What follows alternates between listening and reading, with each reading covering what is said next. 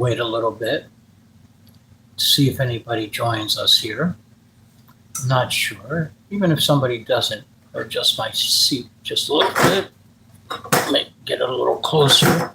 I have a very rudimentary setup here. They're trying to suppress this information.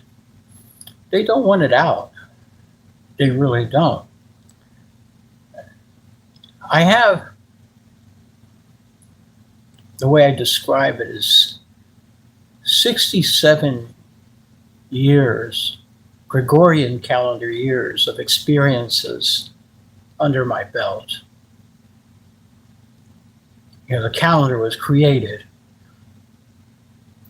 It was created based on patterns that we observe. So time as you know it is a creation. It wasn't discovered. It's still something we don't really know what this is and what we are and why we're here. Of course, there are a lot of arrogant people that will say otherwise. And it's easy to prove that they're arrogant and that they don't know what they're talking about. It's very easy to prove. But what I want to share with you is, of course, you have to wonder, first of all, a person that smokes cigarettes. Now, hey, guilty. I've done it, okay? But my dad died of lung cancer at 65, pretty much just when he was getting ready to collect his Social Security, or he may have started and maybe collected a few checks or maybe 1 year worth of checks, and he passed away. He died from lung cancer. I don't know exactly when he started smoking, but I suspect it was very young because he had two older brothers. And of course, when you have two older brothers, and his father smoked. I remember my grandfather smoked a corncob pipe around me, his cherry red tobacco. My dad's been dead for more than 20 years now. He had me when he was like 22. I can't remember the exact date. But you see the warning on tobacco products, and it says nicotine or it may be hazardous to your health. No, there's no may be hazardous. It is definitely hazardous to your health. And consuming tobacco basically is the source of somewhere in the neighborhood of 13 different cancers. Okay. Now, a lot of people don't die from the cancer, but they die from the chronic conditions that come from habitual smoking. And of course, that's a treat for the healthcare industry. And I really have to wonder about, I stopped cold turkey. I think it was maybe, 15 years ago, somewhere around there. I don't really keep track of it that well. I don't think about it anymore because I don't have the urge to smoke, because I know that it is insane to do it. Now, here's an interesting thing, is that the tobacco was classified as a type 1 carcinogen in 1986, okay? And alcohol was, or received the same classification just 2 years later. So alcohol is also classified as a type 1 carcinogen. And liver cancer, of course, I don't have these memorized. I do have the list, and you can look it up. But unsurprisingly, breast cancer and colorectal cancer, because, of course, when you consume alcohol, it goes into your bloodstream. It travels throughout your body. It is a neurotoxin.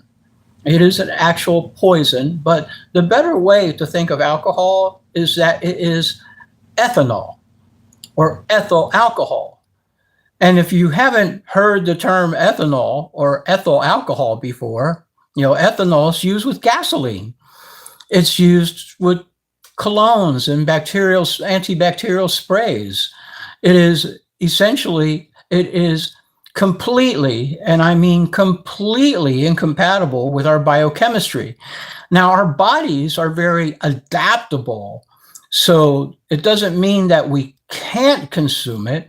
And when we do consume it, what happens is that part goes through the bloodstream and it goes into our brain and it makes us lightheaded and everything like that. Again, it affects how the neurons fire in our brain, and it actually affects the cognitive portion, the part of our brain that actually processes the information.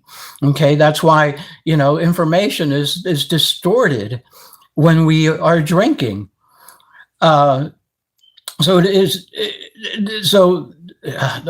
This subject matter just kind of gets me so riled up because of the fact that so many people don't realize how dangerous it is, or just want to ignore it. And not only ignore it, but here's the bottom line. Almost 180,000 people die annually from alcohol. That's more than double the number that people that die from all drugs combined, all of them, including fentanyl, more than double. Okay. Oh, now I remember what I was going to say. So on the warning label, you have to wonder about the person and the mindset of the person that, knowing that tobacco will kill you, okay, they still smoke. What does that say about them? Are they weak? They try to pawn it off and say, well, nicotine is an addictive substance, but it's not like you can't stop. It's not like you can't just say no anymore. So it's just a habit that we just don't want to get rid of because, we have egos and we want to protect those egos and what have you. And we are scared of changing because of what other people might say or something like that, or the way they want you basically to join them in their depression and their anxiety and their anger and their foolishness. They want you to be there and they want to drag you down, as opposed to letting you rise above and above that skirmish. But again, 180,000 people die. Okay. Now, 2/3 of those, 120,000, which is still more than the people that die from all the drugs combined. Okay. They die from the chronic conditions. So the chronic conditions can be cardiovascular. So that means heart problems, strokes, whatever, arrhythmias. It could be pulmonary, so there are lungs. It's the cancers, of course, the neuro effects. And so in that respect, from the anxieties, from the depression, I mean, it is a neurodepressant. So the more you drink, you're not going to get happy from drinking. It's just, it doesn't happen. It's not part of what the chemical processing is in any respect whatsoever. So, how important is alcohol to the economy? Well, it's very important. I mean, you can see it served everywhere. Now it's served in movie theaters, so you can get your wine. And it doesn't matter if it's light beer. It doesn't matter. Of course, the intensity, the proof matters, because if it's 196 proof, which is Everclear, or there's a certain vodka that has that, which is almost pure ethanol. If you're a normal sized adult, and if you were able to consume 6 shots, now I've seen some people play a game and they record a video of them taking 1 shot and then completely losing. I mean, just think about that. If the person would drink 6 of those, it would kill them. It would just overwhelm their system. So there is no discussion that it is poison. So a person that drinks alcohol is drinking a diluted poison. And here's the way it works. When you drink it, like I said, part of it goes in your bloodstream. The other part gets processed in your liver. Okay, the part that gets processed in your liver, there's a metabolic chemical process that goes on, and it produces a byproduct, and that byproduct is called acetaldehyde. And acetaldehyde is the carcinogen. Now, if a person drinks about 2.5 or drinks, and again, the measurements are out there and what have you, it takes like almost 4 hours to clear the alcohol completely from the system. 4 to 5 hours, just 2 drinks. Okay. Again, it depends, like 1 glass of wine or 1 shot of 60 proof rum or 2.5 beers or 3 beers or whatever. It takes 4 hours to clear. But most people, the way they drink, and I am guilty of this. I was a very the way I kind of called it is like a socially competitive drinker, see who can drink more and still kind of maintain their wits about them, still remain standing and what have you. It's a very dumb, sort of male thing primarily. It's not really done. It's just a dumb narrative, really, to drink alcohol for any reason whatsoever. It's self-defeating more than anything. It is self-defeating.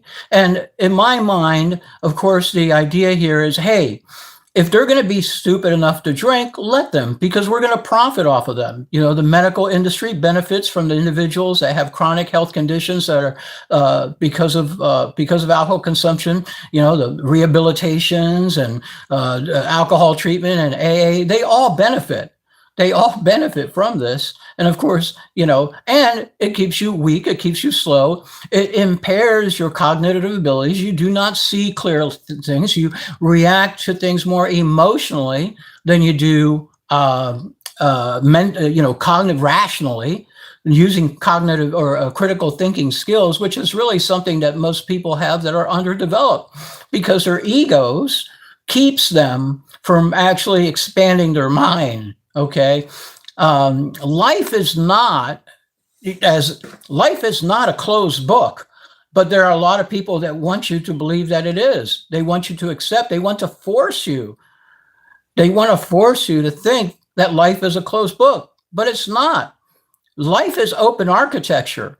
And the best way to imagine that is, say, if you were a little dot in the air, what direction would you go in? How many directions could you go in?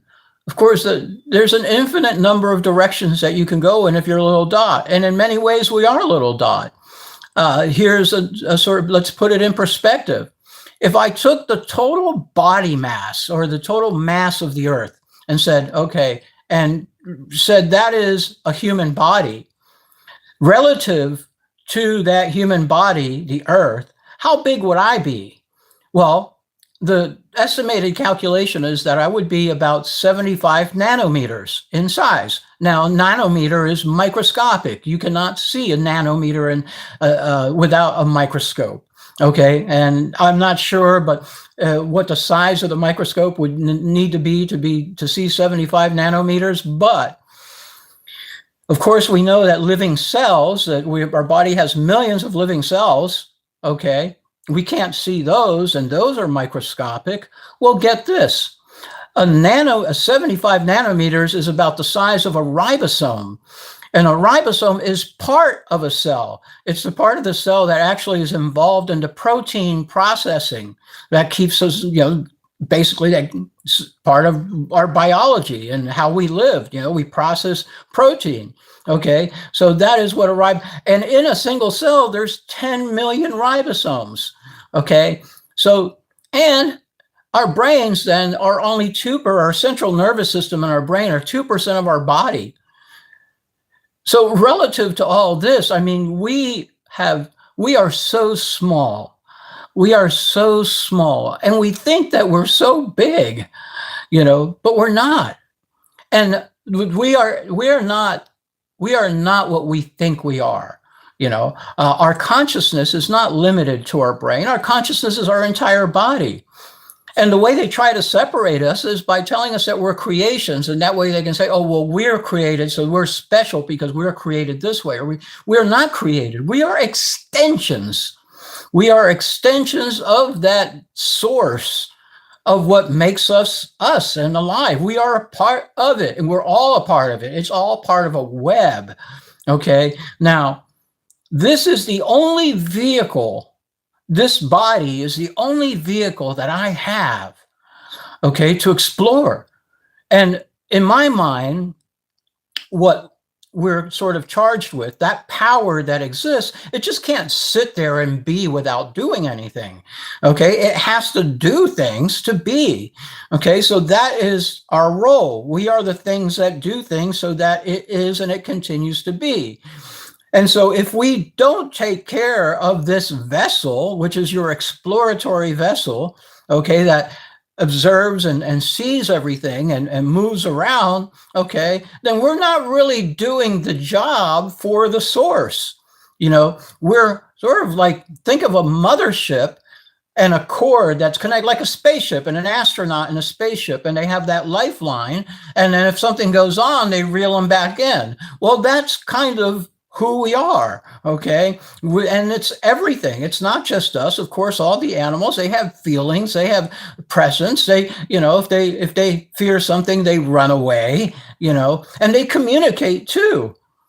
Now, words are not even what you think they are, because most of the words are really blah, blah, blah. You're hearing things and you're interpreting them because we've been conditioned with a certain model, with a certain matrix. And there's not just one matrix, there are multiple matrices. So time is a matrix, okay? And the different narratives that we have about what it is to be a male or what it is to be a female, those are matrices as well. You know, so there are invisible matrices, and then there's a sort of imposed matrices. There's no reason that, especially, you know, given everything, there's no reason people have to work 40 hours a week. It's slavery. And working 40 hours is what makes people depressed and trying to let loose and drink alcohol, because I know I've done that myself. Okay.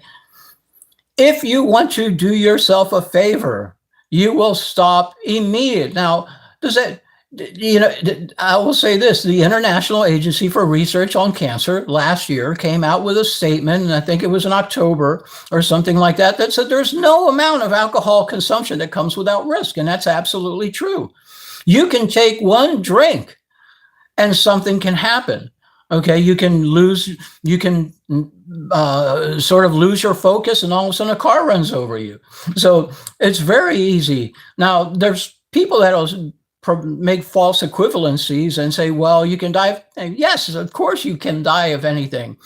But this is like this is an own goal, you know, consuming alcohol, consuming tobacco. Here, the top 3 killers right now, okay? Tobacco, number 1, almost 500,000 die from tobacco. Again, most of it's not cancer, but it's from the chronic conditions that come from habitual tobacco use. Number 2, obesity, okay? 13 different cancers. Tobacco, 13 different cancers. Obesity, 13 different cancers. And then there's alcohol. Okay, so between those 3, that's about 1 million people that die annually from things that are completely preventable, you know. But, you know, we're obese. It's a systemic process. It's there are things we're taught that certain foods are safe, certain foods are, you know, there are processed foods are not good for you. You know, they're simply not good. It's better to have fresh vegetables, fresh fruit, you know, clear water, you know. I mean, I have turned my life around incredibly, you know, from the time that I stopped smoking, drinking alcohol. But I didn't even realize how bad alcohol was until last year, because a lot of what I've replaced it with was a good habit, which is running. And of course, I couldn't run because I weighed almost 250 pounds, which is almost twice my size at this point in time. Okay. And so now I'm running, you know, 10K, which is 6.2 miles in less than 75 minutes. You know, that is not normal for a person of my age at this point in time, given everybody's condition, given how people smoke, people drink. I mean, Most people my age would barely be able to walk a mile. Okay. I can walk a mile. I can walk 3 miles without even breaking a sweat in 90-degree weather. And that's because I've acclimated and conditioned my body to be able to do that. Okay. So it's a matter of how you treat your body, what you do. You condition your body, you train your body, you train your mind, you train your body, you train your spirit, you train your mood. They say positive affirmations are they're very important. When a person asks me how I'm doing, I'll say, for example, I will say I'm great, even when I'm not. And people look at me and some of them go, yeah, me too. I get that. But when I ask them, what do you think I mean by that? That throws them off. So, we're very superficial. We don't really analyze things. We don't really think about things that much. We just kind of accept them as face value. And so what I mean when I say that is that I am great because I'm great physically. I feel great physically because I do things to make myself feel great physically, but my surroundings aren't that great. But you know what? If I can handle my toxic and bad surroundings because I feel good. See, if I make myself feel worse, I'm not going to be able to handle all the bullshit that's out there as well as I handle it now. It's almost like like water hitting the duck's back. I mean, it just kind of rolls off. I mean, I know it's horrible out there, and it's all ego. It's all ego driven. It's all greed. It's really all the dark energies like jealousy and just complacency, pride. Of course, gluttony. And gluttony doesn't just refer to food. Gluttony is just trying to have as much as possible, in a single moment, which is like as much money. We want quick rewards, without any work at all.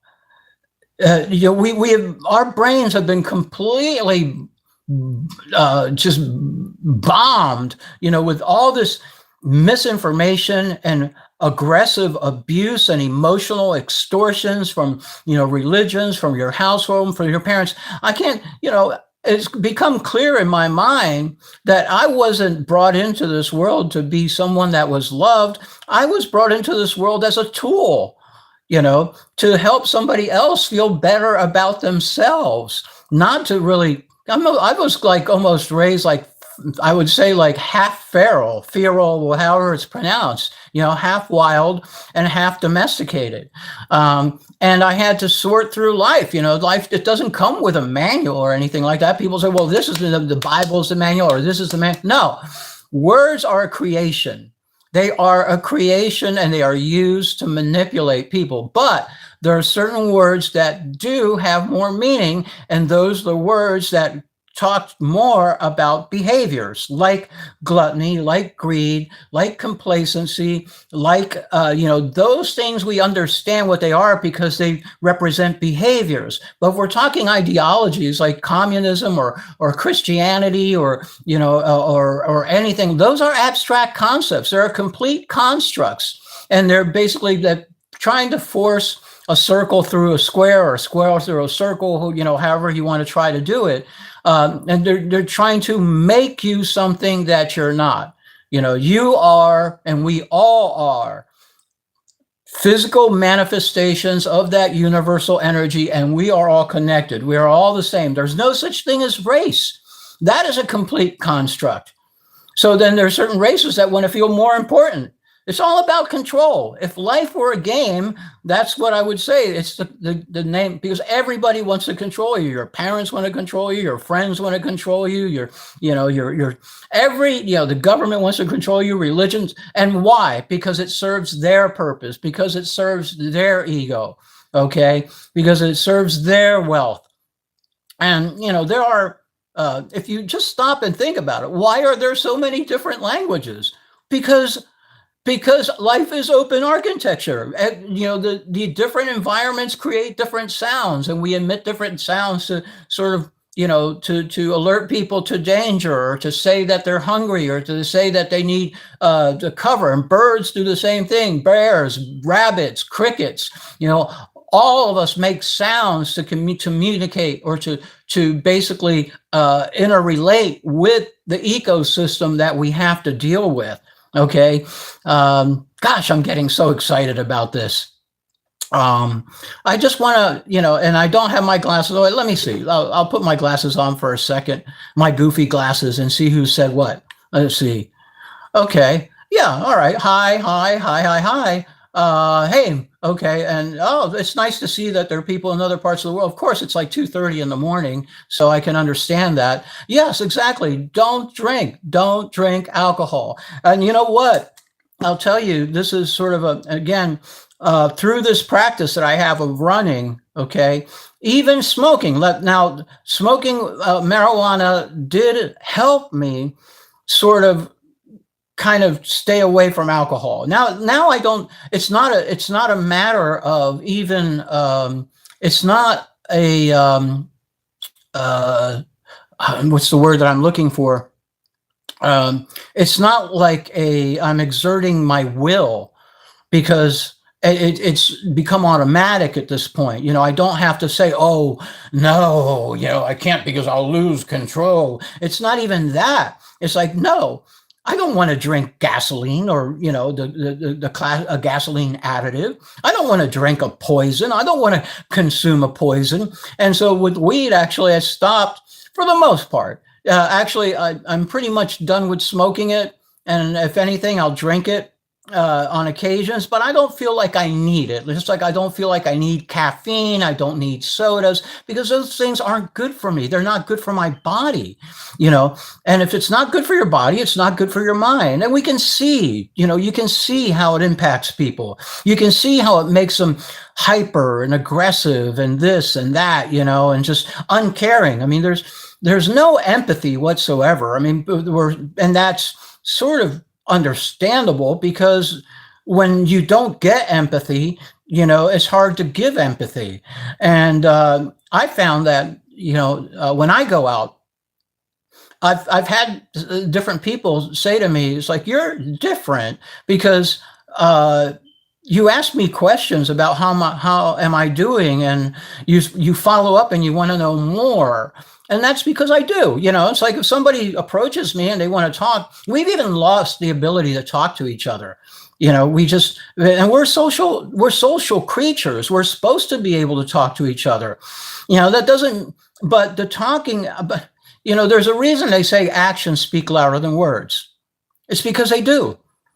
It's because they do. So, you know, here I am, you know, half the words, or maybe, you know, 3/4 or maybe 90% of the words that I've said have just completely gone out. But maybe certain words have struck a chord with you, and you're going, aha, okay, that, you know, that, yeah. You know, they don't care. And when I say they, it's not like this, you know, this ominous group or anything like that in my mind, although there are several groups, I'm sure. But it's almost like, you know, the big fish eats the smaller fish, eats the smaller fish, eats the smaller fish, eats the smaller fish, eats the smaller fish.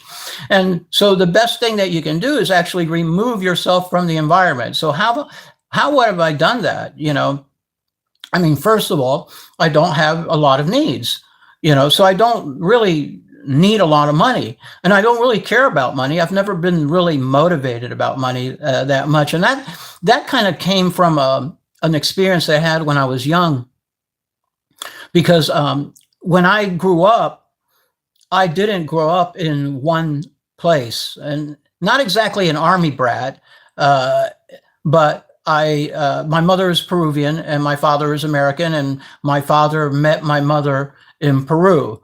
Now, they're both dead. My mother died at 69. My father died at 65.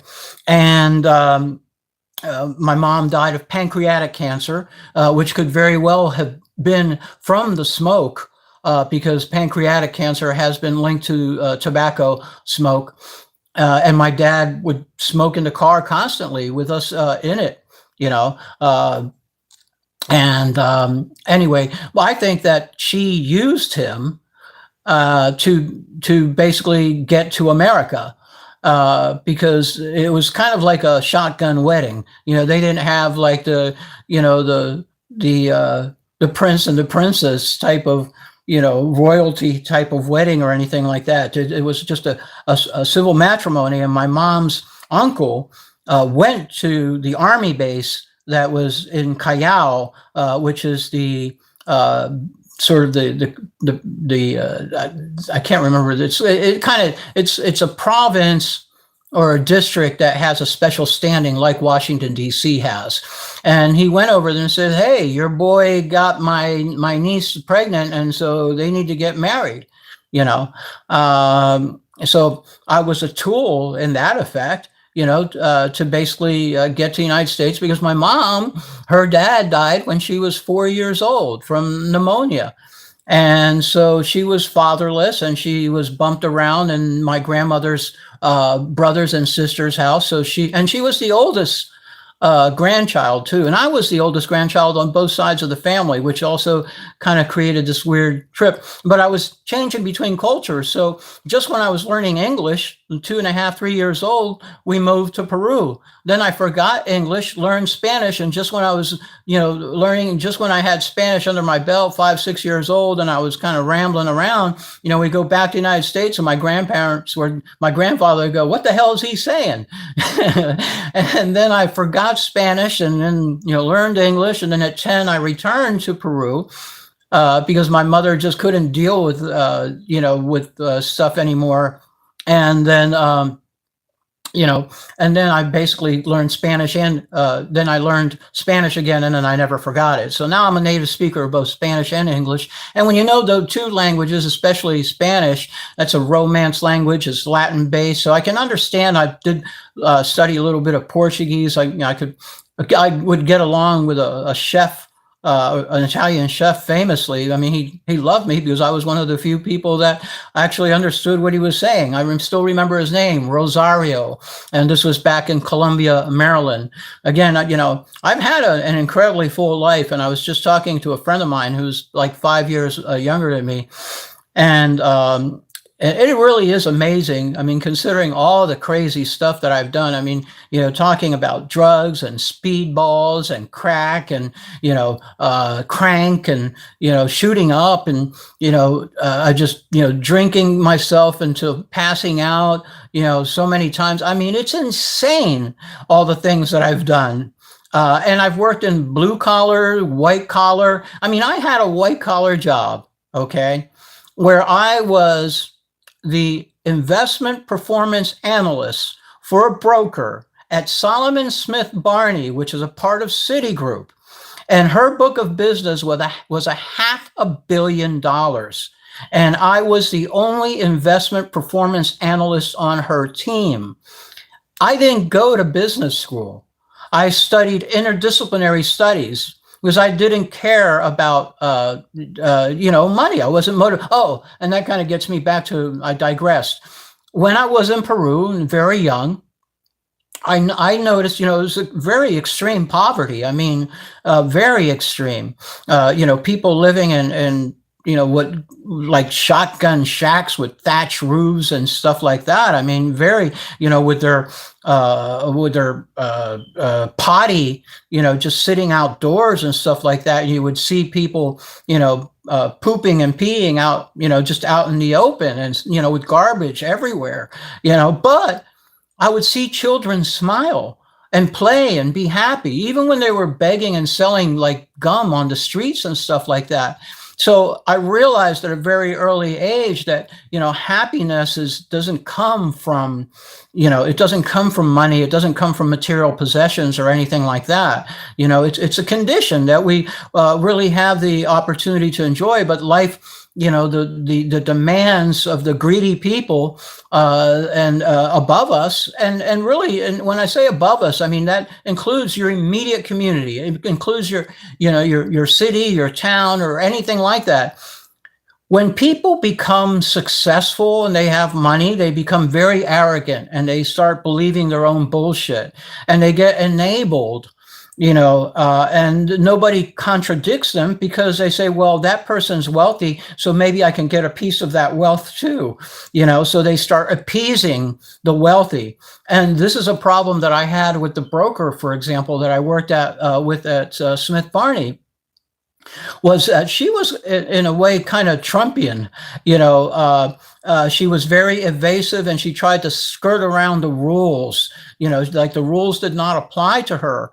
And like when you work in that environment, I had to get what's called a Series 7, a FINRA Series 7. It's a bear of a test. Okay. And in fact, I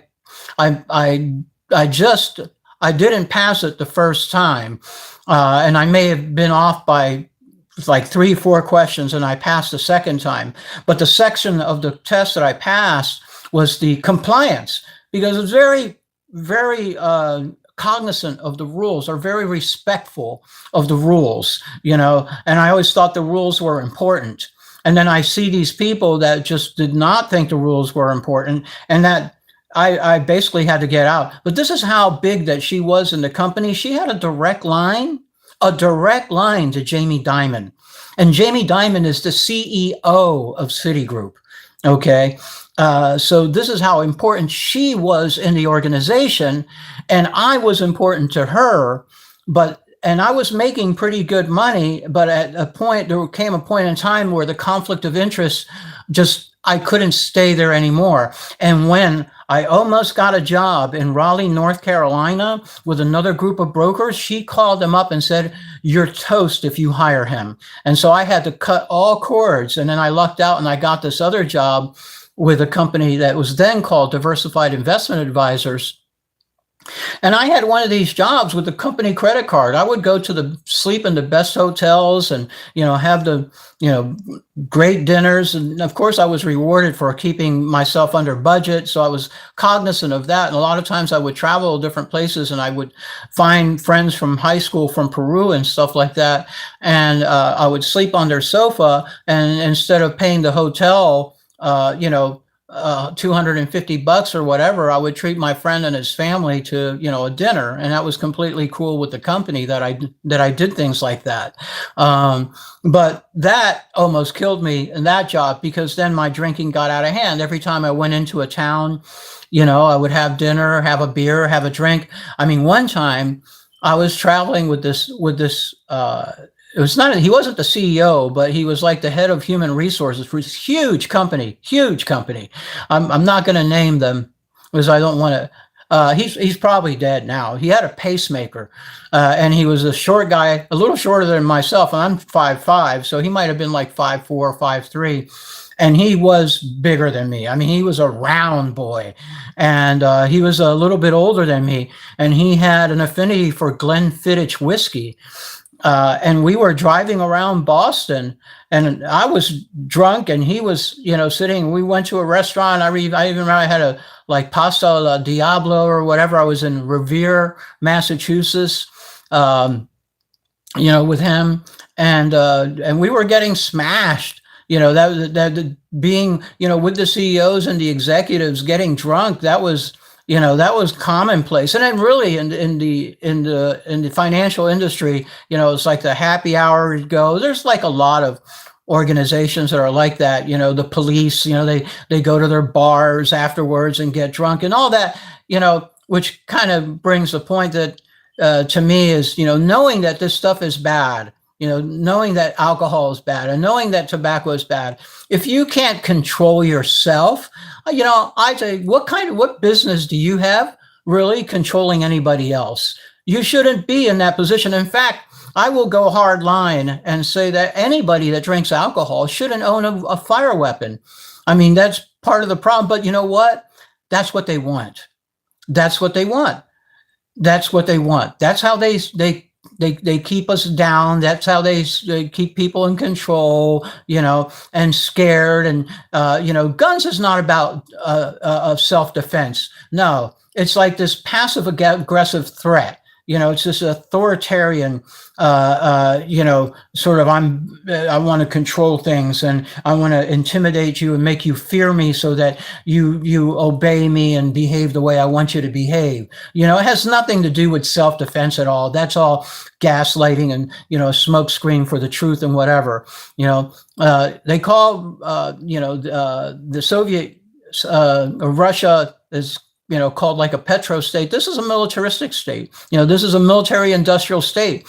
And all things like, Anheuser-Busch and all the alcohols and, fast food and McDonald's and Domino's, they're all sort of ancillaries from to that industry. So it's not just the Boeings and whatever, the manufacturers. Oh no, I mean, there's so many other, Ford Motor Company. They're all part of this militaristic industry. And you think about it, if you create military weapons, what do you have to do? You have to sell them, and then they get used. And that's the process. And then they all trickle down, of course, and they go, and then you have paramilitary police forces. So anyway, that's my rant for now. I think I'm going to end it at this point. Let me see if I can. So I don't think anybody else, most people, they're turned off by this idea because it's very scary to them. And it really displays a lot of weakness on their part, a lot of cowardice that they can't stop smoking. They can't stop drinking. They can't stop eating. It really is it's a systemic weakness though. I said, I was guilty of all these things, all of them. I was guilty of all of them, but I cleansed my system. It's completely cleansed out. I went, like I said, I did smoke. I really doubt that I'm going to smoke anymore. Like I said, if it's a gummy or something like that, it's not something that I need to do anymore. I feel great without doing those things. I feel great. There's nothing that I can't say, oh, I can't, get through my day if I don't have coffee, or if I don't have this, or if I don't have that. Those are all crutches. They're all, and the more we tell ourselves these things, then the more we rely on those crutches, and the weaker we get. The weaker we get mentally, and the weaker we get physically. So anyway, for those of you who have joined me in this particular little rant, thanks for being here. And again, just remember, positive affirmations are very important. And just remember that we're not creations, that we're extensions. And as an extension, the more that you can do, the more you feed the source, and more information you give it. Keep the vessel clean. Keep it moving. Movement is very important. I said, I create my own energy. I don't need an energy drink. I have, here it is. We're, whatever time it is, 3 o'clock, 3:30 in the morning. Look at me and how I'm speaking. Did I have a little nap? Sure, I had a little nap. Again, all the structures of time and everything, that's all done to control us. It's all about control. Okay. And there's really no need for it. Mahatma Gandhi said it in a way, we have enough for everybody's needs. We don't have enough for everybody's greed. And greed is taught. We're taught to be greedy. We're taught to be competitive. We're taught to be aggressive. And in this particular culture in the United States, more so. Football, dumbest sport ever. There's hardly any activity. It's all power centered. Baseball, same thing. It's all power centered. It's not like soccer, which is a little bit more fluid, where there's more movement involved for 90 minutes. I realized that when people say, oh, soccer is not boring because there's no scoring. And I realized later on, well, you don't care about the sport. You care about the points, So that's the dumbest argument, about one sport being dull where the other one is exciting. Says they don't get excited about the sport. They're just excited about the points getting scored. That's a completely different beast. And golf, completely boring as well. That's it's all a game for the elites, really, Anyway, I didn't structure this at all. I just kind of went off on a rant, and I'm going to end it now. Well, I was talking for about 45 minutes. So hello to everybody on the other side of the world. And I do have a greater appreciation for Eastern philosophy because it's not authoritarian-based religions like the 3 Abrahamic religions. They are all authoritarian because they want compliance and subservience and obedience to one higher power.